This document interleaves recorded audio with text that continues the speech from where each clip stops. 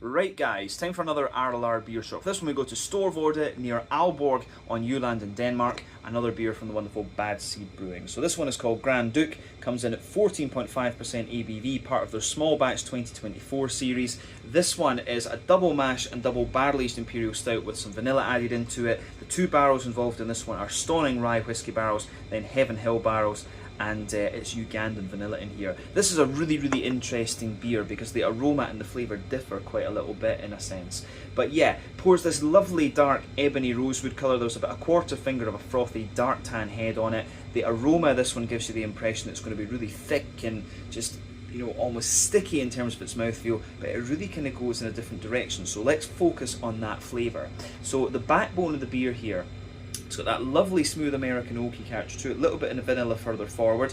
I think on top of that you get the kind of rye whiskey and the slightly sweeter side of the rye whiskey. Then the bourbon barrel kind of sits on top of that. It gives you a little bit more bitiness out of it. It's 10 months in the rye whiskey, 26 months in the bourbon incidentally. But then on top of that you get the beer side of this one. So it's kind of like a slightly toasty edge of a kind of chocolate sponge cake in there. Then you've got rye bread, wholemeal brown bread above that, chocolate sponge cake, sort of more oily, gooey chocolate brownie in there. The vanilla beans sort of sit in that, and you've got all the pecan and almondy flavours as well. Then you've got a kind of cocoa nibby chocolate layer sitting on top of that, maybe 40-50% cocoa chocolate further forward in the palate, 60 or 70% cocoa chocolate further back. You've got toasty brown sugar, then leathery brown sugar, and in the dead centre of your palate you've got a wee bit more of that kind of treacle molasses sort of thing covering up the boozy side of the beer. This one does cover its booze quite well, but you do get some warmth in the chest cavity. But yeah, further back you've got the yeasty side of this one. It's like Scottish English Christmas pudding at the core,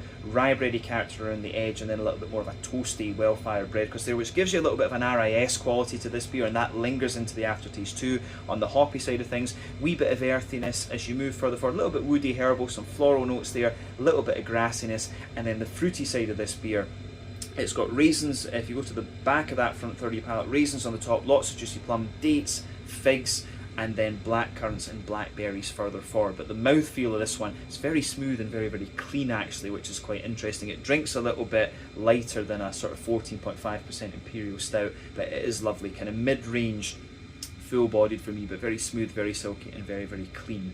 And I have to say I do like it. I would say maybe about 70-ish IBUs in this one, but most of that could be dryness from the wood and from the RIS kind of part of the yeast that I was talking about earlier. But a lovely beer, and it really does make you think, this one, so give it a go. Yeah, Grand Duc, 14.5% Imperial Stout from the wonderful Bad Seed Brewing in Storvorde, just outside of Ålborg on Jylland in Denmark. Skål!